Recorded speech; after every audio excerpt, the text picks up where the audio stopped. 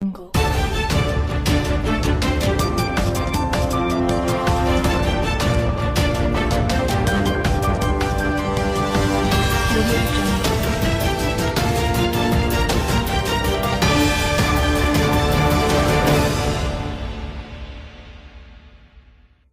ఎలా ఇచ్చాడు 20 ఎకరాలు అంటే ఒట్టికి ఇలే.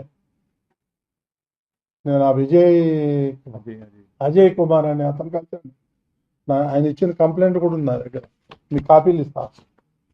ఆయన్ని మంగళగిరికి పంపించి ఆ ప్యాలెస్ లో పాయింట్ బ్లాంక్ పెట్టి 20 ఎకరాలు వెనక్కి తీసుకున్నారు. కాదంటారా? అంత అవసరం ఏమొచ్చింది నీకు ముంతాజ్ హోటల్కి 20 ఎకరాలు ఇవ్వాలి?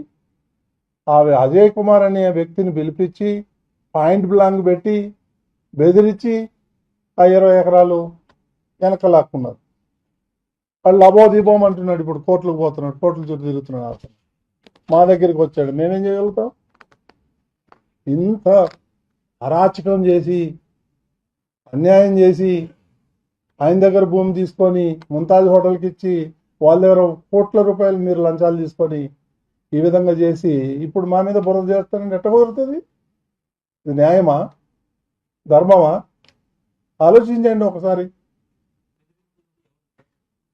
ఎవరో జగన్మోహన్ రెడ్డే, ఎవరో కాదు.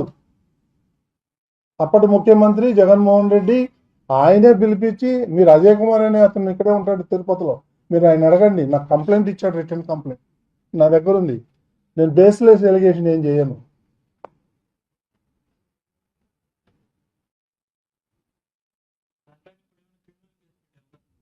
నేనెందుకు పెడతాను? ఆయన పెట్టాలి. ఎవరైతే విక్టిమ్ ఉన్నాడో అతను పెట్టాలి. పెట్టాడు ఆల్రెడీ.